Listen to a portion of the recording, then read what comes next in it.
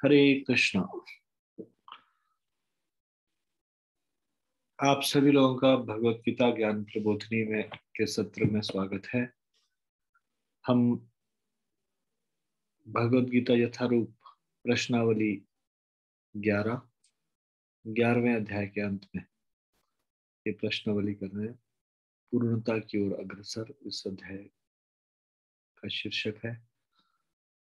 हमने 13वें अध्याय का 22वें श्लोक से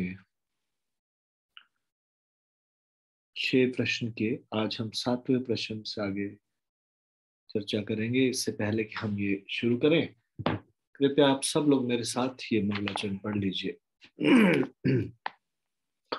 ओम अज्ञानतिमिरान्धस्य ज्ञानाञ्जनशलाकया चक्षुरुन्मिलितं येन तस्मै श्रीगुरुवे नमः। श्रीचैतन्यमनोभीष्टं स्थापितं येन भूतले स्वयं रूपः कदा मह्यं ददाति स्वपदान्तिकं। वन्देऽहं श्रीगुरोः श्रीयुतपदकमलं श्रीगुरून् वैष्णवांश्च श्रीरूपं सागरजातं सगण रघुनाथान्वितं तं सजीवं साद्वैतं सावधूतं परिजनसहितं कृष्ण चैतन्य देवं श्री राधा कृष्ण पादान् सगण ललिता श्री विशाखान्वितांश्च। नम हे कृष्ण करुणा सिंधो दीनबंधो जगतपते गोपेश गोपिका कांत राधा कांत नमोस्तुते। तप्त कांचन गौरांगी राधे वृंदावनेश्वरी विश्वानुसुते देवी प्रणमामि हरिप्रिये। वाञ्छाकल्पतरुभ्यश्च कृपा सिन्धुभ्यैव च पतितानां पावनेभ्यो वैष्णवेभ्यो नमो नमः। जय श्री कृष्ण चैतन्य प्रभु नित्यानंद श्री अद्वैत गदाधर श्रीवासादि गौर भक्तवृंद। हरे कृष्ण कृष्ण कृष्ण हरे हरे हरे राम राम राम हरे हरे।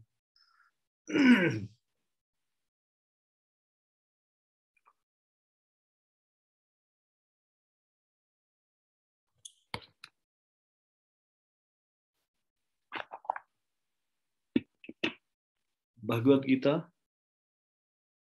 13वां अध्याय 23वां श्लोक। इसमें आपको ये प्रश्नों के उत्तर ढूंढने हैं। इन 5 प्रश्नों के उत्तर ढूंढने।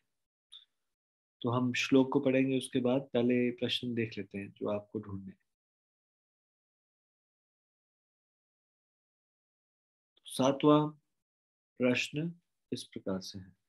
इस श्लोक में संबोधित एक अद्वैतवादी की मिथ्या धारणा क्या है?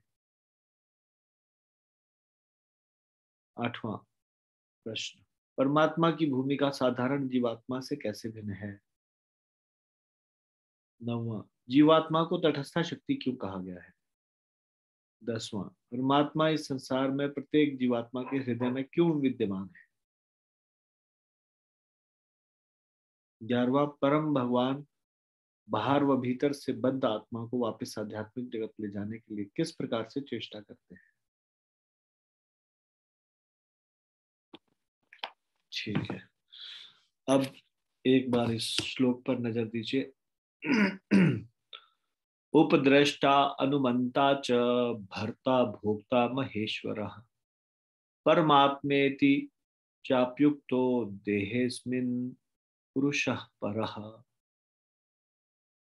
तो भी इस शरीर में एक अन्य दिव्य भोक्ता है जो ईश्वर है, परम स्वामी है और साक्षी तथा अनुमति देने वाले के रूप में विद्यमान है और जो परमात्मा कहलाता है। अब देखिए, यहाँ पे एकदम से क्लियरली ये चीज बताया गया है। इस शरीर में आत्मा के अलावा और क्या है? एक अन्य दिव्य भोक्ता भी है। और उनको क्या कहा गया? उपद्रष्टा। उपद्रष्टा मतलब जो सारी चीजों को देख रहा है। हम क्या कार्य कर रहे हैं? सबको नोट कर रहे हैं। भगवान सारी चीजें देख रहे हैं। भगवान से हम कैसे छुपा सकते हैं कोई भी कार्य? भगवान हर क्षण हमारे सारे कार्यों को देख रहे हैं। तो भगवान क्या है? उपद्रष्टा। उपद्रष्टा मतलब साक्षी है। अनुमंता। अनुमंता मतलब अनुमति देने वाले हैं। अगर भगवान अनुमंता है और हम जो कार्य करते हैं उसकी अनुमति देते हैं भगवान, तो फिर अगर कुछ हम गलत काम करते हैं तो भगवान दोषी नहीं क्या? मतलब मैं आपसे पूछ रहा हूँ, आपको क्या लगता है? किसी व्यक्ति ने किसी का वध किया, तो इस श्लोक में लिखा है कि एक तो वो साक्षी है, देखने वाले देख रहे हैं सारी चीजें, दूसरा अनुमंता है, अनुमति देने वाले हैं। तो मतलब किसी ने कुछ खराब कार्य किया तो भगवान ने अनुमति दी, यही हुआ ना इसका मतलब? क्या लगता है आपको? भगवान अनुमंता है, अनुमंता है मतलब अनुमति देने वाले हैं, तो भगवान ऐसी चीज की अनुमति देते क्यों है जो इस संसार में कोई गलत करे? कोई एक बम प्लांट कर रहा है कहीं पे, उससे भीड़ वाले स्थान में बम फटेगा, इतने बेगुनाह लोग मारे जाएंगे, तो भगवान ने क्यों अनुमति दी उसको ऐसा करे करने की? मेरा प्रश्न है आप लोगों से, क्या लगता है आप लोगों को?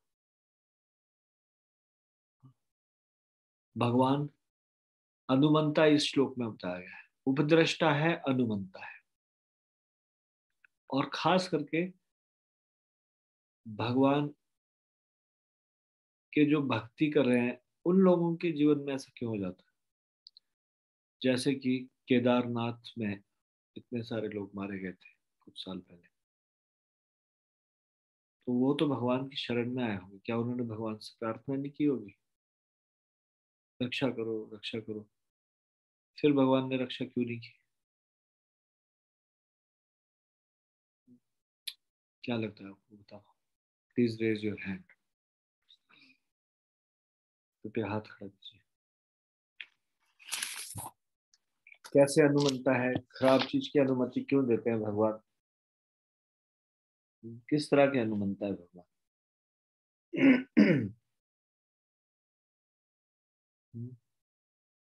प्लीज रेज योर हैंड, कुछ तो बताइए, आपके मन में आने वाले विचार।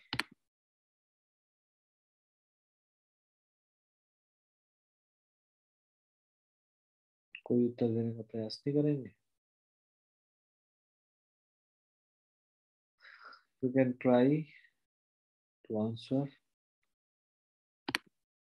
मुस्कान माता जी, यस माता जी बताइए। हरे कृष्ण प्रभु जी, दंडवत प्रणाम। हरे कृष्णा, तो बताओ।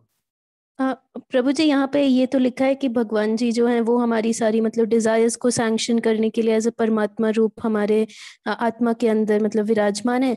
लेकिन प्रभु जी पे आगे में ये भी बोला गया है कि हम जो जीवात्माएं हैं ना, हमारी टेंडेंसी होती है कि हम भगवान की चीजों को रिजेक्ट कर दें। तो भगवान ने हमें वो स्वतंत्रता भी दी है कि हम उनकी वो कर तो देते हैं सैंक्शन, लेकिन हम रिजेक्ट भी कर सकते हैं वो सैंक्शन चीजों को। तो जब इंडिविजुअल वो सैंक्शन चीजों को रिजेक्ट करते हैं और अपने इंडिपेंडेंटली एक्ट करने की कोशिश करते हैं, तभी वो प्रॉब्लम में फंसते हैं। नहीं तो भगवान हमारी खराब चीजों को सैंक्शन क्यों करते हैं? भगवान हमारे सारे कार्यों को सैंक्शन करते रहते हैं, चाहे हम कुछ अच्छा करें चाहे बुरा करें, तो ऐसा क्यों? उनको सैंक्शन ही नहीं करना चाहिए। हम स्कूल में भी देखते हैं, कोई बच्चा खराब कार्य करता है या फिर कोई खराब चेष्टा करता है तो उसको ऐसे कार्य करने से रोका जाता, सैंक्शन नहीं किया जाता।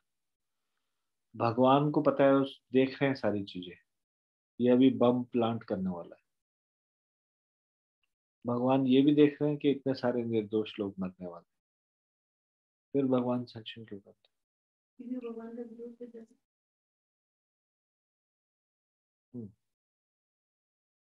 कलावती माता जी की आवाज आई कुछ? मुस्कान माता जी।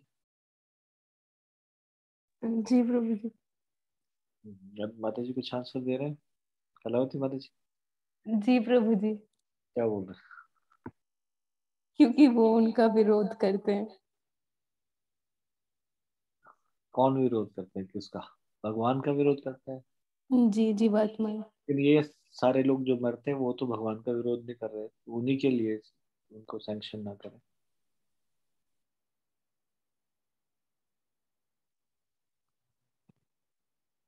सॉरी प्रभु जी, मुझे नहीं आइडिया है अभी।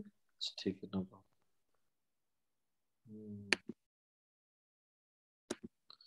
कोई भी नहीं देगा इसका आंसर? या somebody will try? हरे कृष्णा प्रभु जी, दंडवत प्रणाम। प्रभु जी, आपने जो अभी कहा कि बाकी लोग जो करते हैं तो ऐसा है कि उनका पूर्व कार्मिक रिएक्शन के लिए उनको ये मिल रहा होगा अभी। हरे कृष्ण प्रभु।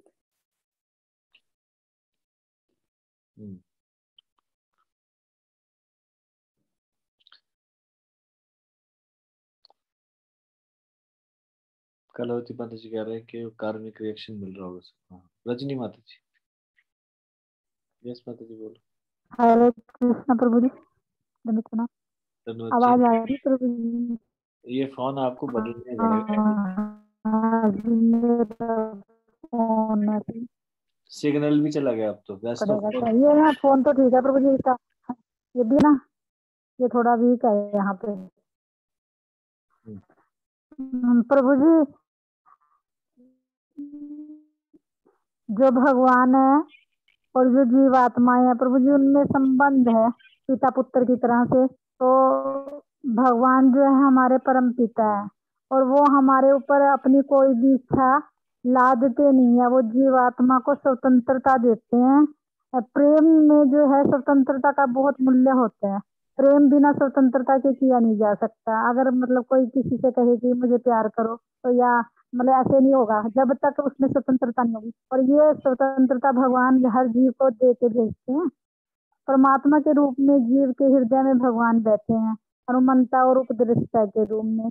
जीव जीव जो भी करना चाहता है भगवान उसको वो करने की सैंक्शन देते हैं परमात्मा के रूप में। और अगर जीव अच्छे कार्य करना चाहे तो भी भगवान उसको अनुमति प्रदान करते हैं। और अगर वो बुरा कार्य करना चाहता है तब भी भगवान उसको अनुमति देते हैं, क्योंकि ये प्रेम में स्वतंत्रता, छोटी स्वतंत्रता दी है हमें भगवान ने। उसको तो मुझे प्रेम ये है ही नहीं समझ आया भगवान प्रभु जी। से। काहे का प्रेम? वो व्यक्ति तो मान लो एक आतंकवादी है, भगवान से घृणा करने वाला व्यक्ति, उसको भगवान का डर ही नहीं है। और भगवान तो जानते हैं ना कि मामे वंशो जीव लोक है, जीव भूत नहीं, सनातन भगवान। हाँ, तो लेकिन उसको कोई भी प्रेम नहीं है भगवान से। तो प्रेम में स्वतंत्रता का मूल्य है, आप ये कह रहे हैं। तो बताओ यहाँ स्वतंत्रता का क्या मूल्य है? प्रभु जी, अपराधी के मामले में स्वतंत्रता देना ही नहीं चाहिए। अपराधी को स्वतंत्रता देंगे वो उपद्रव करना शुरू कर देगा। इसलिए ऐसे अपराधियों को स्वतंत्रता का क्या मूल्य है? उसको तो स्वतंत्रता छीन लेना चाहिए। परंतु प्रभु जी भगवान तो देते हैं ना स्वतंत्रता। क्यों? भगवान तो ये तो जानते हैं। वो गड़बड़ है। वो ही तो मैं कह रहा हूँ कि भगवान गड़बड़ कर रहे हैं यहाँ पे। क्यों स्वतंत्रता दे रहे हैं? नहीं, भगवान कुछ प्रभु जी पिछले अनुमति क्यों दे रहे थे? यहाँ पे बोल रहे हैं सारे कामों को देख भी रहे हैं। पहली बात तो अगर ये बोलते कि उन्होंने देखा ही नहीं तब तो कोई बात नहीं। उपदृष्टा के रूप में देख भी रहे हैं सारी चीजें, और गलत होते हुए भी देख रहे हैं। मतलब मूक बन के, गूंगे बन के, मूक बधिर बन के,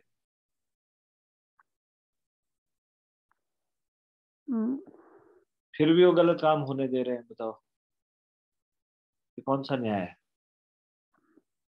प्रभु जी ये कुछ कर्म फलों के आधार पे भी होता है। जैसे जैसे वो ट्रेजेडी हुई थी प्रभु जी, आप बता रहे थे कि वो कुछ मिल के जब कोई बुरा कार्य करता है तो उनको एक इकट्ठे दंड दिया जाता है। तो एक जगह सब इकट्ठे होते हैं और फिर इस तरह से ट्रेजेडी हो जाती है प्रभु जी। ये भगवान का ही विधान है। तो इस संसार में मतलब कि चाहे कोई चोरी करने वाला हो या फिर कोई किसी को जान से मारने वाला हो, तो भगवान को कोई लेना देना है इसमें। फिर बोलते हैं भगवान बड़े दयालु हैं। कहाँ पे दयालु है? कोई दर्शन करने के लिए जा रहा है और उसके बाद वो मारा जा रहा है। तो भगवान भगवान का दयालुता कहाँ हुई?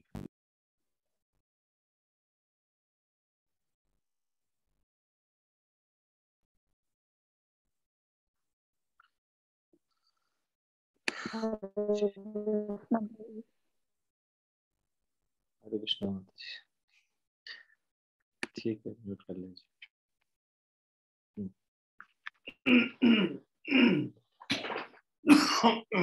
चलो मैं इसको दूसरे तरीके से समझाता हूँ। Should I give the answer या कोई भी बोला? Okay, I am winding up this question. आपने ये कहावत सुन रखी है सब लोगों ने? अगर पत्ता भी हिलता है तो भगवान की मर्जी से हिलता है, ऐसे लोग बोलते ना संसार में। इस संसार में भगवान की मर्जी के बगैर पत्ता भी नहीं हिल सकता, ऐसा कहते हैं लोग। अब लोगों को क्या गलतफहमी हो जाती है, लोग सोचते हैं कि भगवान जो है वो हर समय डिक्टेट कर रहे हैं कि कब पत्ता हिले कब पत्ता नहीं हिले। ऐसा नहीं है। भगवान ये नहीं कह रहे हर समय अब पत्ता हिल, अब मत हिल, अब रुक जा। भगवान की मर्जी से पत्ता भी हिलता है तो भगवान की मर्जी से हिलता है, मतलब भगवान की मर्जी है कि पवन देव अपना कार्य करें, पवन देव चले इस संसार में, हवा चले और पत्ते हिले। इसलिए पत्ते हिले या नहीं हिले वो भगवान की मर्जी के अनुसार इस तरह से हो रहा है कि वो हर पत्ते को डिक्टेट नहीं कर रहे कि अब रुक जा अब हिल जा। इतने सारे वृक्ष है, भगवान ये कार्य नहीं कर रहे।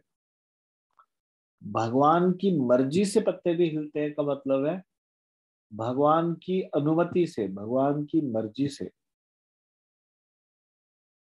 पवन चल रही है, पवन देव अपना कार्य कर रहे हैं, हवा चल रही है और पत्ते हिल रहे हैं। ये इसका मतलब। जब हम यहाँ पे पढ़ते हैं कि भगवान अनुमति देते हैं, इसका मतलब ये है कि भगवान अनुमति देते हैं कि हम अपनी बुद्धि का इस्तेमाल करें और फिर उसके बाद कार्य करें, और उसके बाद अच्छा कार्य करेंगे तो अच्छा फल, बुरा कार्य करेंगे तो बुरा फल। भगवान हर समय डिक्टेट नहीं कर रहे,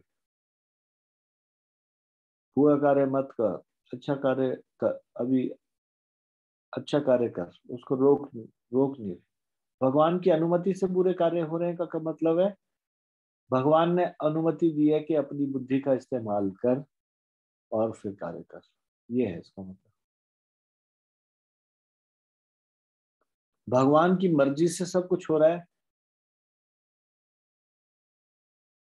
मतलब भगवान की मर्जी से भगवान ने सबको ये अपनी बुद्धि का इस्तेमाल करने की स्वतंत्रता दी। भगवान ने अनुमति दी है चीज, इसलिए कहा जाता है कि भगवान की अनुमति से हो रहा है। इस संसार में बुरा कार्य हो रहा है भगवान की अनुमति से, अच्छा हो रहा है भगवान की अनुमति। अनुमति मतलब भगवान ने हमको अपनी बुद्धि इस्तेमाल करने की अनुमति दे रखी। ये है इसका मतलब। लेकिन भगवान फिर सारी चीजें देख भी रहे हैं, उपदृष्टा। हाँ, उसके सारे कार्यों को नोट कर रहे हैं। भगवान तो अपने धाम में अपने भक्तों के साथ, लेकिन उनका एक पक्ष परमात्मा के रूप में सबके हृदय में भी विराजमान है। भगवान एक ही समय में अनेक जगह उपस्थित हो जाते हैं, इसलिए असंख्य जीवात्माओं के हृदय में भी रह रहे हैं साथ साथ में परमात्मा के रूप में, और अपने भक्तों के साथ आनंद उपभोग भी कर रहे हैं गोलोक वृंदावन धाम, या फिर जहाँ पे भी भगवान की लीला चल रही है।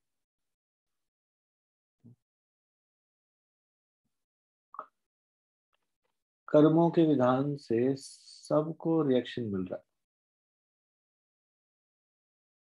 अगर किसी को कर्मों का रिएक्शन मिल रहा है संसार में, ये भगवान की बड़ी विशेष कृपा है।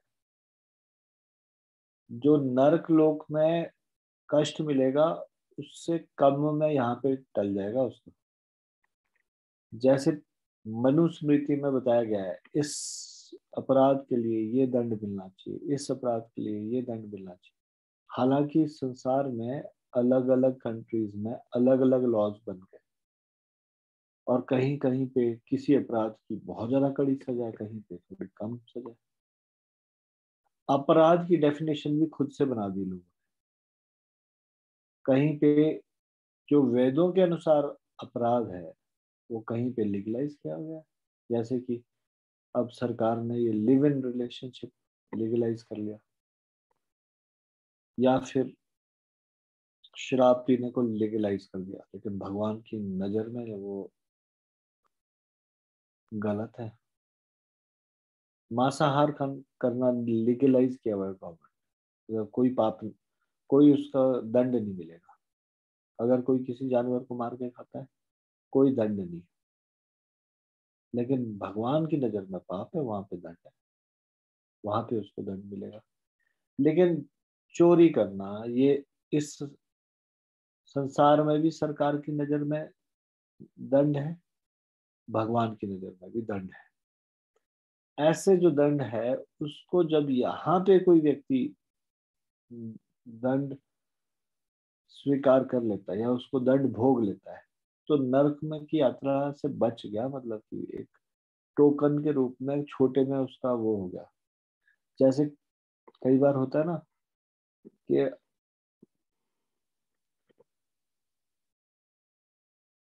ट्रैफिक रूल्स वगैरह को कोई तोड़ता है तो उस समय निपट ले तो वो फाइन कम लगता है। अगर उसको चुकाए ना तो बाद में फिर उसको पेशी लगेगी, कोर्ट में शामिल हो के साथ कोर्ट में जाना पड़ेगा और उसके बाद पेनल्टी भी ज्यादा भी लग सकती है क्योंकि वो टाइम से चुका ही नहीं रहा।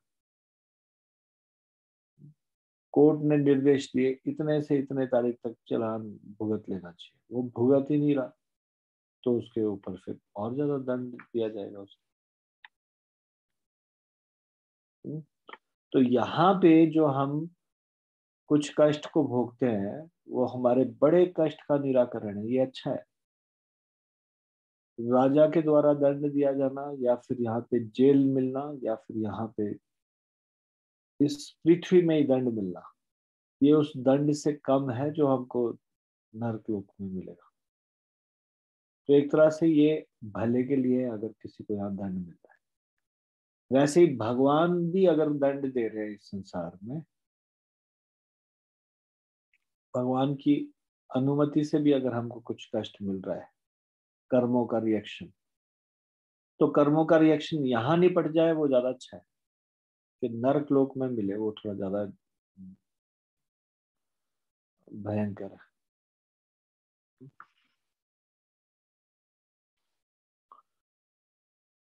कुछ कर्मों का रिएक्शन तुरंत मिल जाता है इसी जन्म में, कुछ का नहीं मिलता, अगले जन्म में मिलता है। अगले जन्म में जो मिलता है उसका कुछ पार्ट हमको नरक में मिल जाता है और कुछ पार्ट वो अगले जन्म में भेज देता है, वहां पे इस पृथ्वी में भुगतेंगे तो थोड़ा कम करके मिलेगा और नरक लोक में भुगतेंगे तो ज्यादा करके मिलेगा।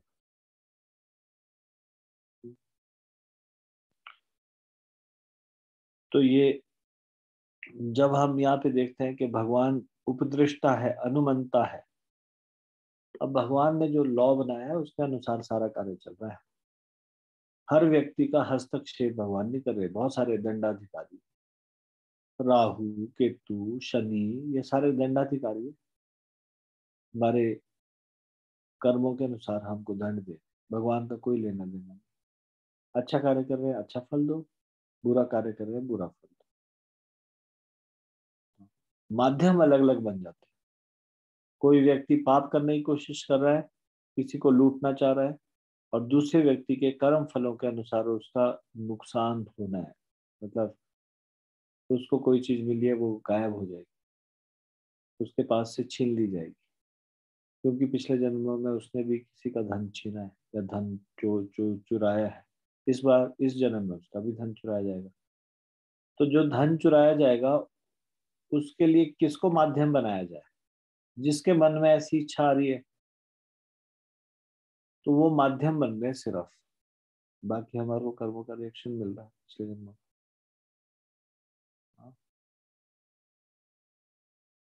भगवान हस्तक्षेप नहीं कर रहे। ये जो भगवान के सर्वेंट्स है, दंडाधिकारी, ये सारी की सारी चीजें देख रहे और फल दे रहे।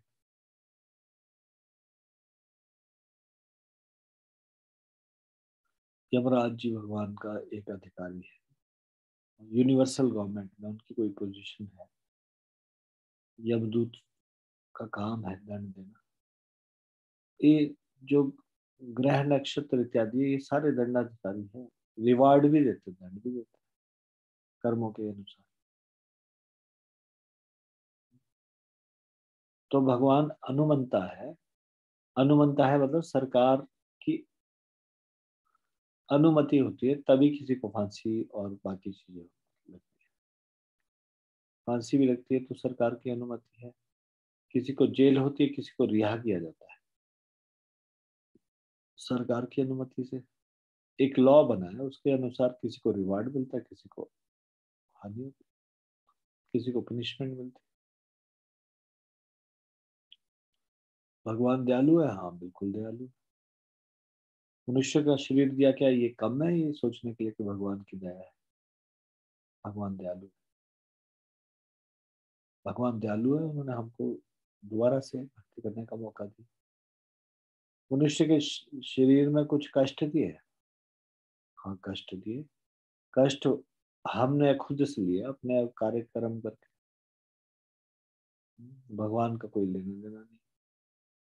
लॉ को फॉलो नहीं किया, जैसा लॉ को फॉलो किया वैसा शरीर मिला।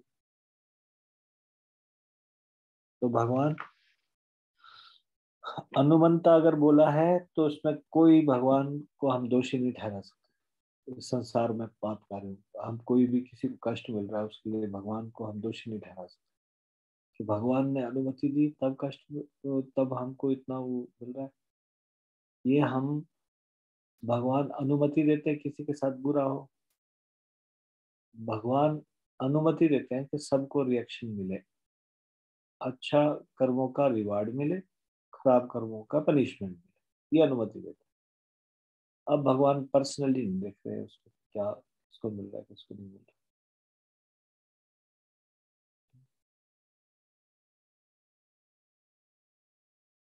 अधिकारियों को नियुक्त किया गया, वो ये कार्य करते हैं।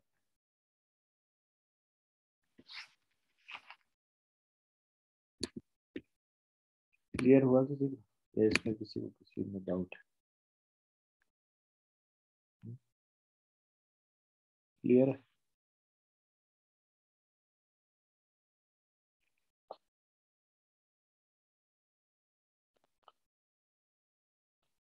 तो इसको अभी यही तक रखते हैं इस डिस्कशन को। कल इस श्लोक को, आज बहुत सारे लोग ऐसे होंगे जिन्होंने श्लोक पढ़ा नहीं होगा। 13वें अध्याय का 23वां श्लोक, कृपया इसको अच्छे से पढ़ के आइए।